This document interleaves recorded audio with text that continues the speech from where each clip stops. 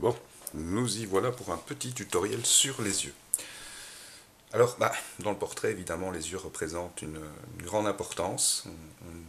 On est vite focalisé sur l'œil.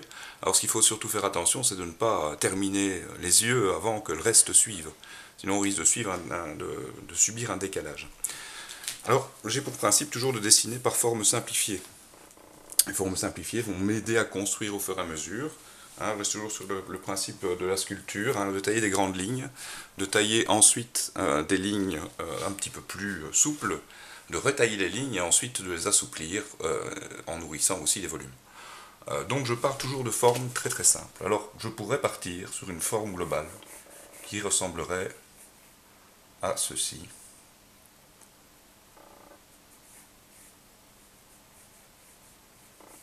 Je fais toujours très attention à ce que cette ligne de l'œil ne soit pas trop arrondie en dessous.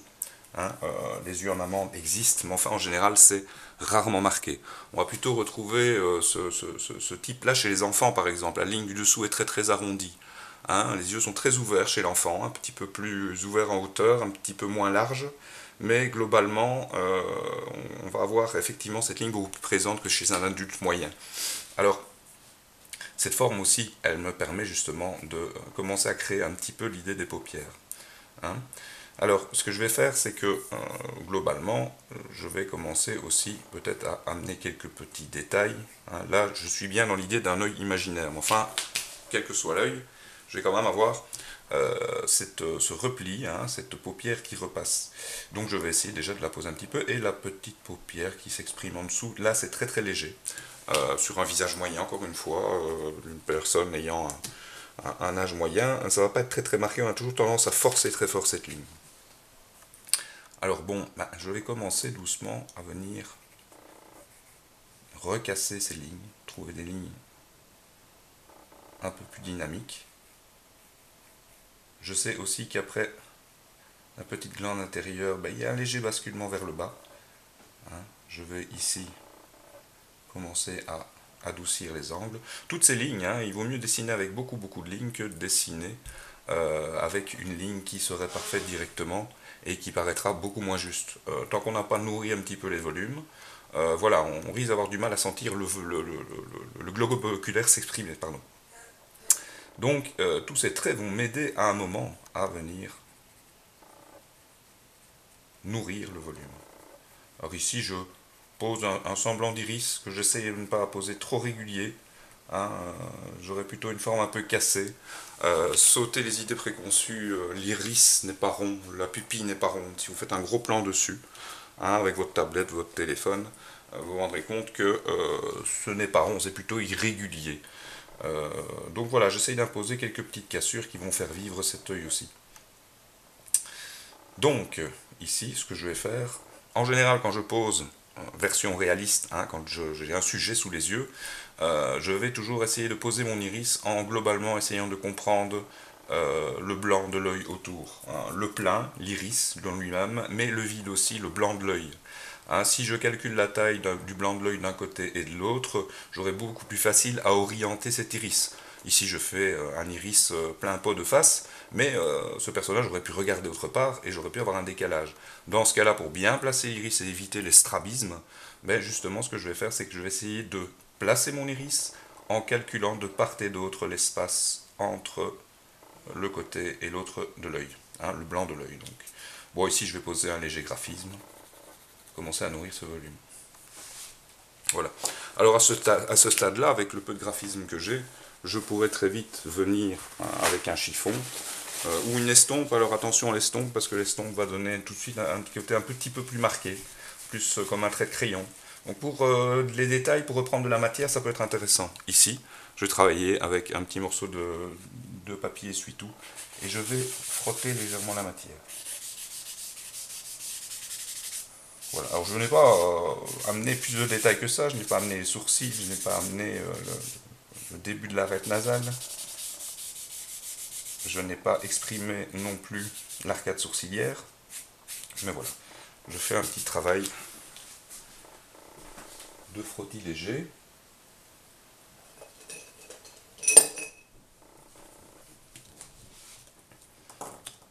Alors ici par contre je vais utiliser l'estompe pour utiliser le trait du dessus. Hein. Le trait du dessus, il va m'aider à nourrir un petit peu le blanc de l'œil. Alors attention, comme pour l'idée préconçue vis-à-vis de l'iris et de la pupille, ils ne sont pas ronds, dites-vous bien que le blanc de l'œil n'est pas blanc. Donc voilà, il y a toujours une petite valeur dessus.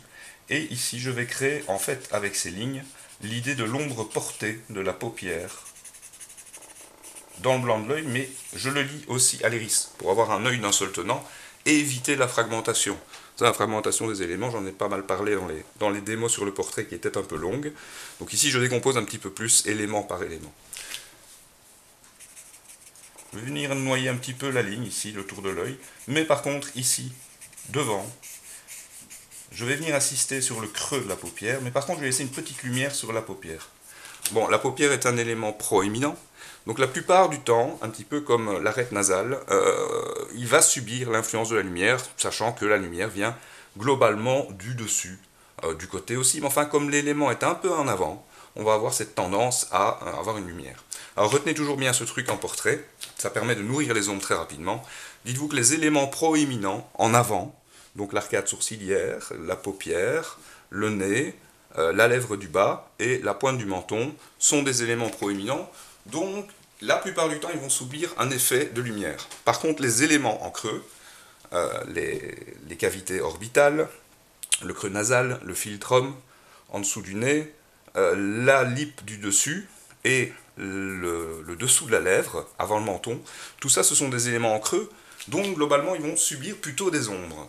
Alors attention aux idées préconçues, parce que si je change la lumière de côté, imaginons que j'ai une lampe au pied, bah évidemment tout ça risque de changer un petit peu. Donc là ce que je vais venir faire c'est préciser peut-être un petit peu le tour de mon iris. On a parfois une petite valeur un petit peu plus sombre, et pourquoi pas, j'arrondis les angles, là, vous voyez, je fais ce que je ne vais pas faire, et je vais commencer à travailler un petit peu l'idée de la pupille. Vous voyez comment d'écraser la matière avec l'estompe, ça permet quand même d'avoir une certaine précision. Donc ici maintenant, bah, voilà, j'ai globalement donné un petit peu plus de détails, je vais venir commencer à affiner un petit peu mes lignes. Hein, et donc je vais reprendre ici la paupière. Alors faites attention parce que la paupière elle n'est pas linéaire non plus. Il y a des micro-cassures qui vivent en fait autour de l'œil. Hein. Alors attention, évidemment, un type asiatique, un type caucasien, c'était pas du tout la même chose. Mais la paupière est rarement très arrondie. Elle suit le sens de l'œil, évidemment. Et en fonction de l'âge, ça va changer. Alors ici, je vais venir prolonger un tout petit peu cette ligne sur le côté de l'œil.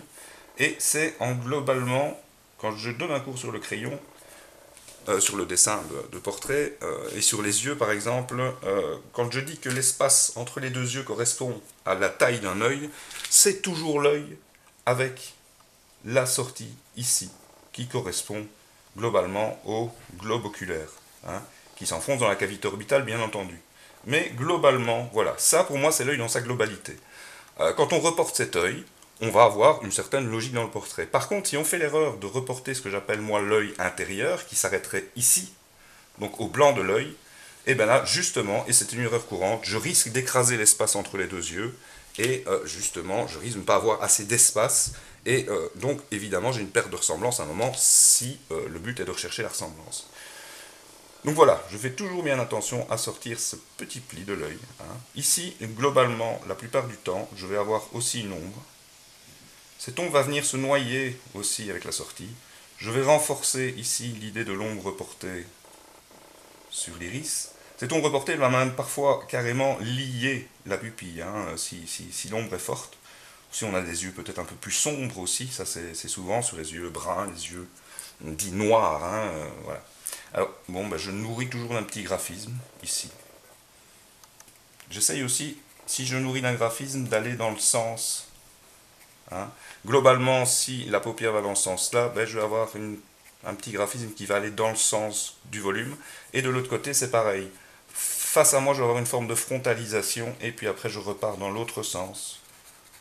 Toujours essayer de poser les valeurs, les ombres, la couleur dans le sens des volumes. Voilà.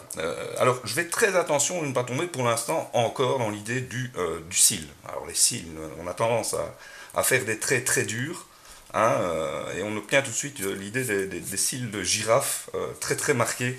Alors, il faut faire attention à ça parce que globalement, on va avoir cet effet peut-être du petit cil qui ressort, mais c'est globalement d'une masse d'abord. En fait, il faut d'abord poser une masse de valeur et ensuite de la pointe du crayon venir sortir de temps en temps un cil.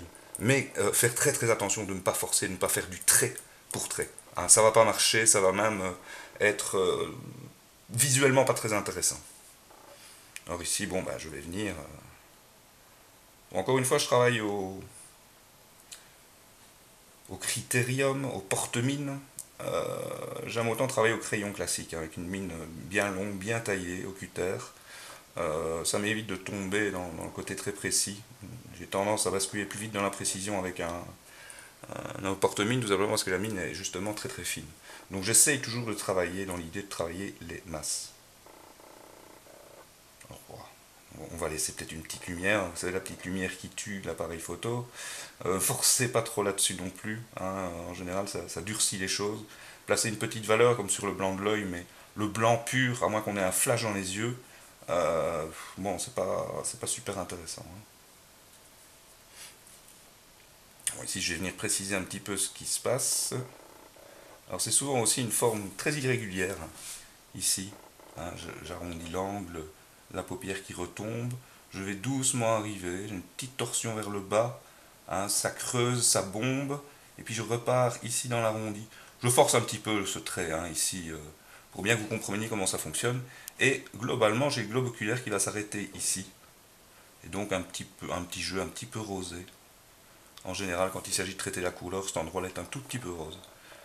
Et donc je fais attention ici, encore une fois, de ne pas trop creuser. Je creuse légèrement, je repars dans la ligne, je rebombe. J'ai pratiquement une horizontale qui est un peu souple. Là, je force un peu le trait, hein, pour que vous compreniez bien. Et puis, après l'iris, la plupart du temps, quand j'ai un regard de face, après l'iris, ça va remonter assez subitement. J'essaie de ne pas mettre ma main dans la caméra. Assez fortement en dessous de la paupière du dessus. Et encore une fois, j'ai des ombres ici qui sont assez marquées.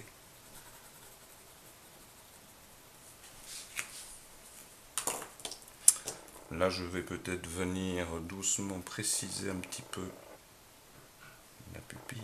J'ai un petit caractère irrégulier, justement. Forcer la valeur. Commencer à nourrir un petit peu, peut-être. Alors là, j'essaye de travailler mon trait de crayon, et en pinceau ce serait pareil, de telle manière à ce qu'il converge comme s'il y avait un point de fuite au centre de l'œil. Voilà, ça permet de travailler le petit côté strié qu'on perçoit parfois dans un iris. J'essaie de ne pas trop forcer ce trait. Et là, je vais venir retravailler, réécraser la matière à l'estompe, créer un petit peu d'unité. Et chaque fois, je viens recréer de l'unité entre les éléments. Là, je ne vais pas faire partout, hein. Je vais frotter à certains endroits, et puis il y a d'autres endroits où je vais laisser le crayonné apparaître. Ça va donner un peu de texture à l'œil, hein, le grain du papier. Bon, là, globalement, ça a bien avancé. Ceci dit, je me rends compte quand même que cet iris est quand même très grand. Donc, je vais le rectifier un petit peu. Je vais me fier aussi à ma pupille.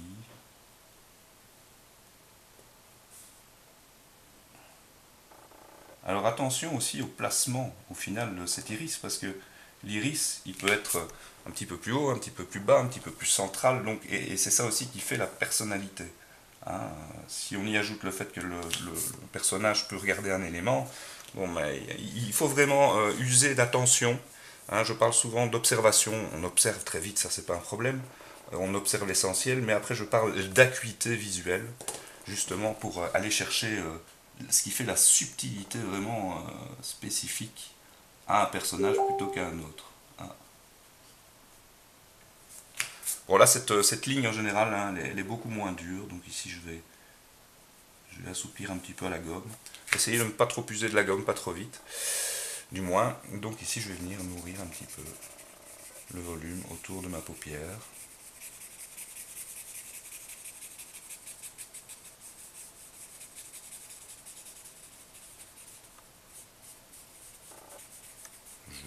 Par cette ombre, je vais justement simuler un petit peu l'arête nasale qui commence à se dégager. Je vais peut-être aller travailler un petit peu l'ombre ici aussi. Commencer à unifier un petit peu les ombres.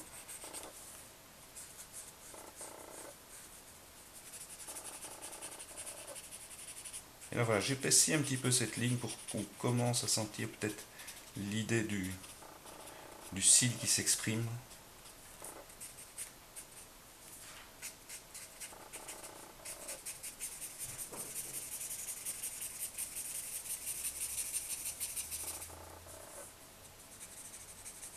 Encore une fois ici c'est sans filet, je n'ai pas de modèle, donc je me laisse aller à ce que je sais de l'œil.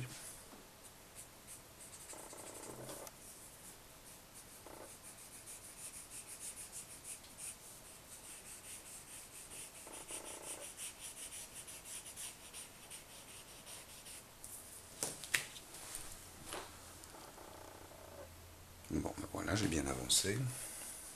Donc là, maintenant, je vais commencer vraiment à rentrer dans les précisions. Je vais forcer très fort la valeur de la pupille. Ça va permettre à la lumière de vivre aussi.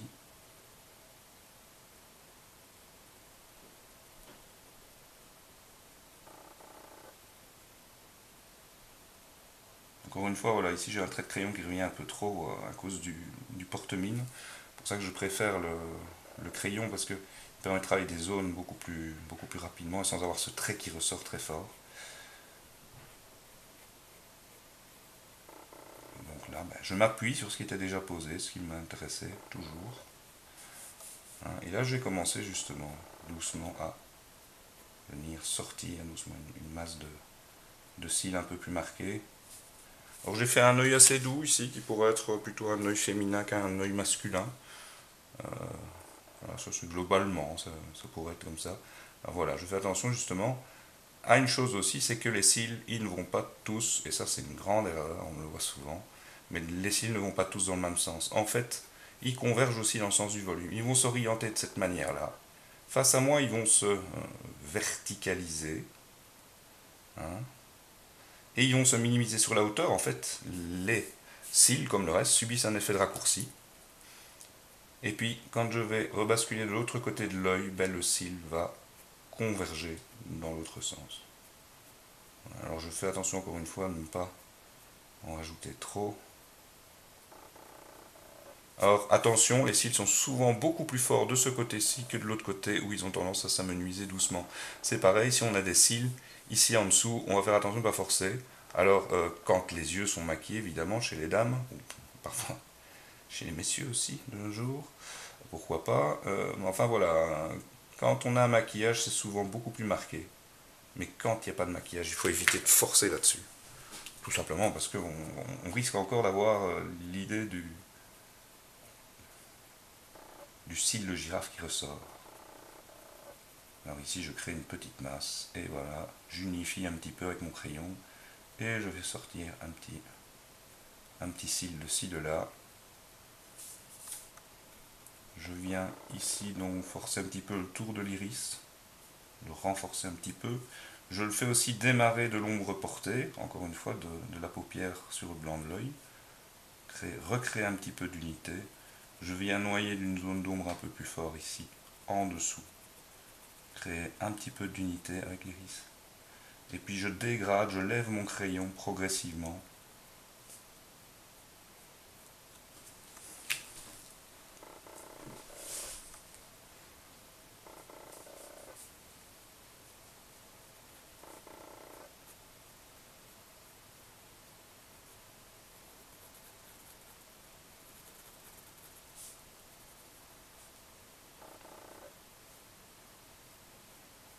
Alors un pli, hein, comme une paupière, une ride, on va avoir une expression des valeurs. Voilà, on a deux, trois valeurs, hein, ce n'est pas un truc très linéaire, très dur. On va avoir du plus foncé au plus clair. Trois valeurs, c'est bien pour exprimer un volume. Hein, je dirais même que quatre, cinq valeurs, c'est le top. Ici je renourris d'un peu de graphisme, j'aime bien ce côté un petit peu graphique. Alors, dans le croquis d'attitude, on pratique beaucoup ce petit graphisme, il est très dynamique, il ne faut pas trop le casser. Je dirais même que voilà, moi j'ai une tendance en aquarelle à gommer ce trait de crayon, mais force est de constater que chez certains de mes collègues et de mes élèves, je vois ce trait qu'on laisse apparent qui est bougrement intéressant. Donc voilà, c'est un choix quelque part, c'est un choix graphique, ça correspond. Mais voilà, forcément gommer le trait de crayon, bah, je sais pas.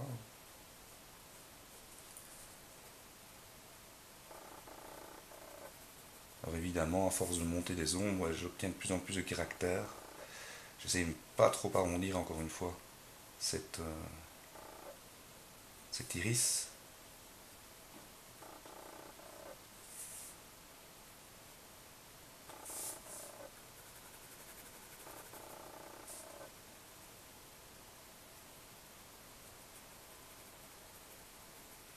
Alors pour bien étalonner, je parle souvent de valeurs, mais étalonner ces valeurs, justement l'idée c'est de se trouver un maître étalon. C'est-à-dire que pour donner suffisamment de valeur à un élément, je vais essayer de comparer d'une part la valeur la plus sombre, ici en l'occurrence la pupille, et de l'autre côté la valeur la plus claire, ici le blanc de l'œil. Et avec ces deux outils, je vais pouvoir comparer si la lumière ou si l'ombre est plus proche du blanc de l'œil que de la pupille. Et je vais pouvoir justement créer les valeurs intermédiaires en usant de comparatifs.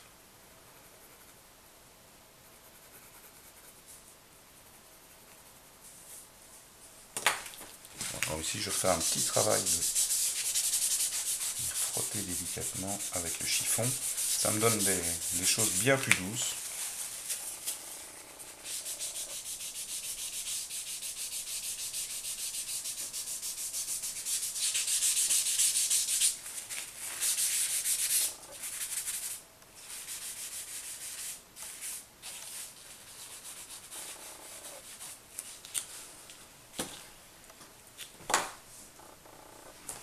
Un petit trait à l'estompe. Voilà.